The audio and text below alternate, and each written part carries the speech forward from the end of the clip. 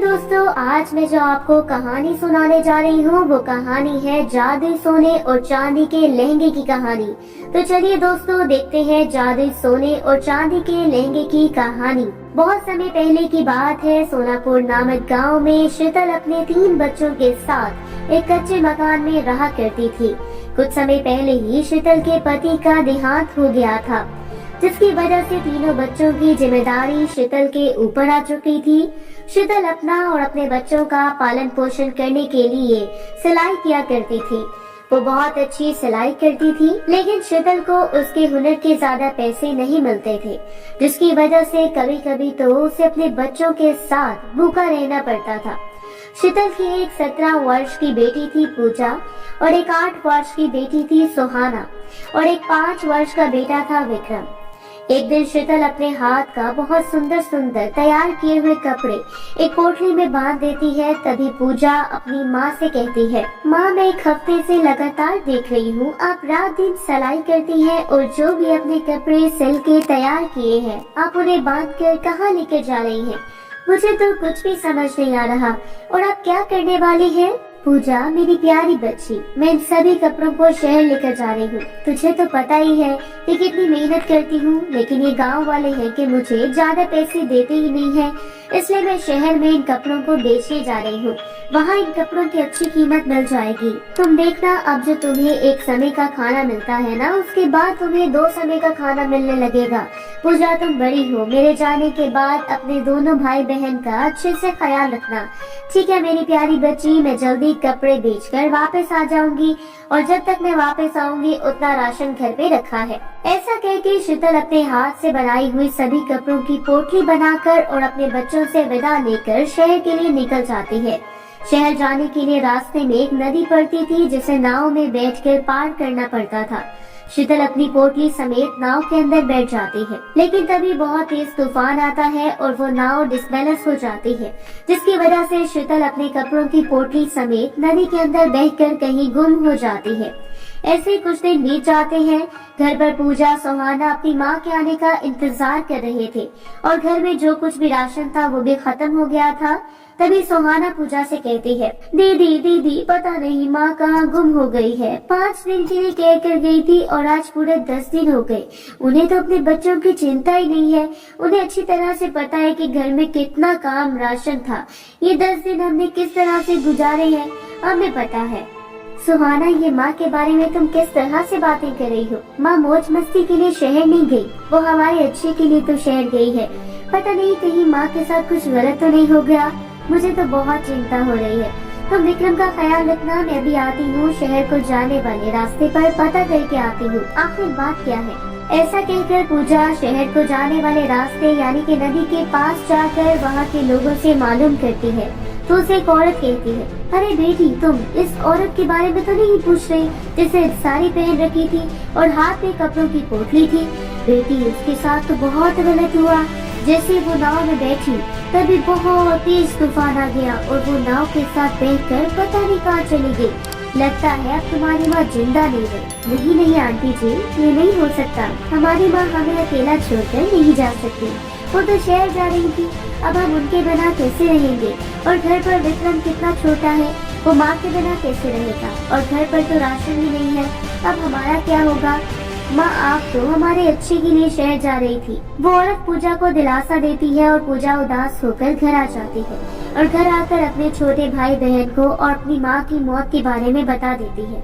अपनी माँ की मौत की खबर सुनकर दोनों भाई बहन बहुत ज्यादा रोते हैं।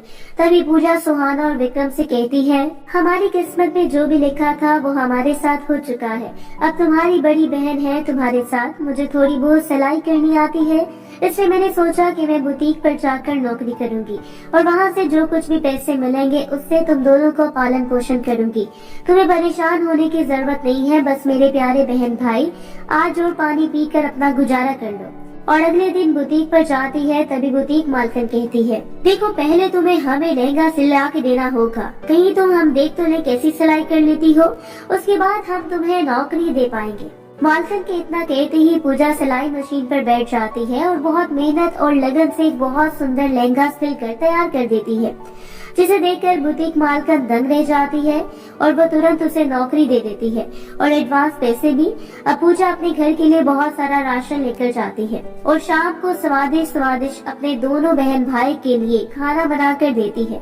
ऐसे समय बीत रहा था। पूजा बुटीक पर बहुत मेहनत से काम कर रही थी और पैसे कमा रही थी और अपने दोनों बहन भाई का पालन पोषण कर रही थी। अब पूजा के घर के हालात पहले से थोड़े बेहतर हो जाते हैं। एक दिन बुटीक मालकिन पूजा से कहती है, देखो पूजा, हमारे बुटीक पर तुम्हारी वजह से बहुत ज्यादा कस्टमर आ रहे हैं। मैं तुमसे बहुत ज्यादा खुश हूँ और आज ही मुझे एक बहुत बड़ा ऑर्डर मिला है 50 लहंगों का और ये ऑर्डर मैं तुमसे करवाना चाहती हूँ, इसलिए तुम्हें अच्छे पैसे भी मिल जाएंगे। देखो पूजा, तुम मुझे निराश मत करना। तुम तो जानती हो ना, मेरी एक ब्रांच दूसरे गाँव में भी है, मुझे वहाँ जाना पड़ रहा है। मेरे पीछे तुम इस बुटीक को संभाल लेना और ये ऑर्डर भी पूरा करोगी, ठीक है ना? मालकिन जी, आप चिंता न करो, मैं इस बुटीक को बिल्कुल ऐसे ही जैसे संभालूंगी। आपको शिकायत का मौका नहीं दूंगी और समय रहते ऑर्डर भी पूरा हो जाएगा। बुटीक मालकिन पूजा के ऊपर भरोसा करके उसके ऊपर बुटीक की सारी जिम्मेदारी छोड़कर दूसरे गांव चली जाती है। लेकिन बुटीक में एक लड़की थी, राशि, जो हमेशा पूजा से जलती थी। तभी वो अपने साथ एक लड़की से कहती है, सुनो, देखो हम दोनों कितने समय से इस बुटीक पर काम कर रहे हैं। हमने अपनी आधी उम्र तो इसी बुटीक पर लगा दी, लेकिन मालकिन को हमारे ऊपर जरा भी भरोसा नहीं है और कल की आई लड़की को पूरी बुटीक ही उसकी जिम्मेदारी दे दी और जो इतना बड़ा ऑर्डर मिलता है वो भी इस तरह से। हम कितने आगे बढ़ जाएंगे अगर हमें मिलता। हमें इसे भी रोकना चाहिए, वरना तो हमारा पत्ता साफ समझो।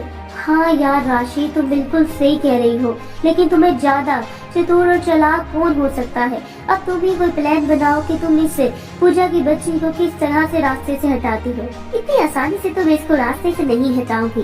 पहले इसे मेहनत करने दूंगी, उसके बाद इसकी सारी मेहनत पर ऐसे पानी फेंकूंगी जैसे भरे में ये सोच भी नहीं सकती कि हमारे रास्ते में आई है ना। और अपने दुश्मन के रास्ते से हटाना मुझे अच्छे तरीके से आता है। ऐसा कहकर राशि बहुत हंसती है। वहीं दूसरी तरफ बेचारी पूजा बुटीक का बहुत अच्छे से ख्याल रखती है, रात दिन सिलाई करती है और समय रहते 50 लहंगे बनाकर तैयार कर देती है। तभी राशि सही समय आने पर 50 लहंगे समेत बुटीक के अंदर आग लगा देती है। जब बुटीक मालकिन आकर ये सब देखती है तो वो आग बबूला हो जाती है और वो पूजा को जोर से थप्पड़ मारकर उसे कहती है, पूजा ये क्या देख रही हो? तुमने मेरा पूरा बुटीक जला दिया और इसके अंदर कितना महंगा महंगा सामान भी रखा था। कैसी जिम्मेदारी तुमने निभाई है? पता नहीं मालकिन जी, ये सब कैसे हो गया? ये सब देखकर तो मैं भी बहुत हैरान हूँ।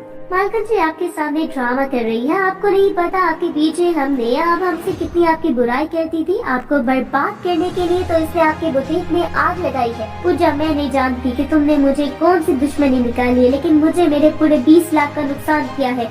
मुझे नहीं पता कि तुम 20 लाख कहाँ से लेकर आओगी, लेकिन मुझे 20 लाख रुपए तुरंत के तुरंत चाहिए। खुद को बेचो, अपने भाई बहन को बेचो, लेकिन मुझे मेरे पैसे ला कर दो, वरना सोच लेना तुम तीनों भाई बहन को मैं पुलिस के हवाले कर दूंगी और कभी बाहर नहीं निकल पाओगे। अब मेरे सामने से दफा हो जाओ। पूजा अपने मालकिन के सामने बहुत ज्यादा गिर जाती है, लेकिन उसकी बात का भरोसा कोई नहीं करता और राशि और अंजलि ये सब देखकर बहुत हंस रही थी। वो जो करना चाहती थी उन्होंने कर दिया। पूजा रोते हुए अपने घर की तरफ जा रही थी और अपनी माँ को बहुत ज्यादा याद कर रही थी। माँ, आज आपकी कमी बहुत महसूस हो रही है। अगर मैं अकेली होती तो मैं चली जाती जेल भी, लेकिन मेरे छोटे भाई बहन हैं, उन्हें जेल जाते हुए नहीं देख सकती। लेकिन अगर 20 लाख नहीं दिए तो मालकिन जी हम तीनों बहन भाई को जेल पहुंचा देंगी। माँ को मैं छोड़कर क्यों चली गई? मुझे आपकी बहुत ज्यादा याद आ रही है। इस तरह से पूजा बहुत ज्यादा रो रही थी।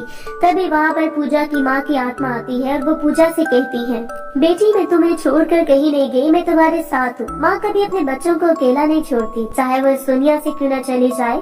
मारे जाने के बाद तुम्हें अपने छोटी भाई बहन कितने अच्छे से ख्याल रखा है, मुझे तुम पर गर्व है।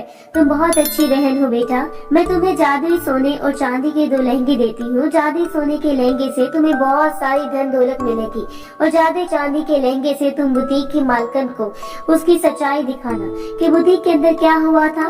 तुम बेगुनाह साबित हो जाओगी बेटा। माँ आपका बहुत ज्यादा धन्यवाद। एक माँ ही होती है जो मुसीबत में भी अपने बच्चों को निकाल सकती है। जादुई सोने और चांदी के लहंगे देकर ना आपने बहुत बहुत आपका धन्यवाद। पूजा अपनी माँ के दिए हुए सोने और चांदी के दोनों लहंगे अपने घर ले जाती है और अपने दोनों बहन भाई को उनके बारे में बताती है। तभी विक्रम कहता है, देखा सुहाना दीदी, माँ हमारे साथ नहीं है लेकिन फिर भी उन्होंने हमारी किस तरह से मदद की।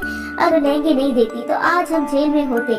पूजा दीदी आप जल्दी से जाइए और जाके जादुई चांदी और सोने के लहंगे की मदद से अपनी मालकिन को सच्चाई दिखाइए। विक्रम का इतना कहते ही पूजा अपनी मालकिन के पास जाती है और वहाँ जाकर उनसे कहती है, मालकिन जी आपको ऐसा लग रहा है ना कि मैंने आपका भरोसा तोड़ा है। मैंने मेहनत की, मैंने ऑर्डर पूरा नहीं किया था। आज आपको सच्चाई का पता चल जाएगा कि आपकी बुटीक में आग किसने लगाई और मेरी मेहनत को किसने बर्बाद करना चाहा।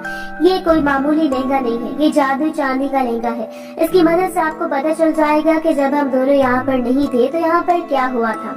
ऐसा कहकर पूजा जादुई चांदी के लहंगे से कहती है, माँ के जादुई लहंगे, एक हफ्ते पहले यहाँ पर जो भी हुआ मालकिन जी को वो सब कुछ नजर आना चाहिए। पूजा कितने कहते जादुई चांदी के लहंगे बुटीक मालकिन को सब दिखाता है कि किस तरह से राशि बुटीक के अंदर आग लगा रही है और उसे किस तरह से पूजा की मेहनत से बनाए हुए 50 लहंगे बुरी तरह से जलाए थे। ये सब देखकर बुटीक मालकिन चौंक जाती है और वो पूजा से माफी मांगती है और पुलिस को लेकर राशि के घर जाती है और उसे पुलिस के हवाले कर देती है। राशि को उसके किए की सजा अच्छी तरह मिल जाती है। इस तरह से पूजा अपनी माँ के दिए हुए जादुई सोने और चांदी के लहंगे की मदद से हंसी खुशी जीवन बिताती है। तो आपने देखा दोस्तों जादुई सोने और चांदी के लहंगे की कहानी। इस कहानी से हमें सबक मिलता है कि बुराई राह पर चलने वालों के साथ एंड में बुरा ही होता है। अगर ये कहानी आपको अच्छी लगी है तो जरूर लाइक करें और हमारे चैनल को सब्सक्राइब भी करें।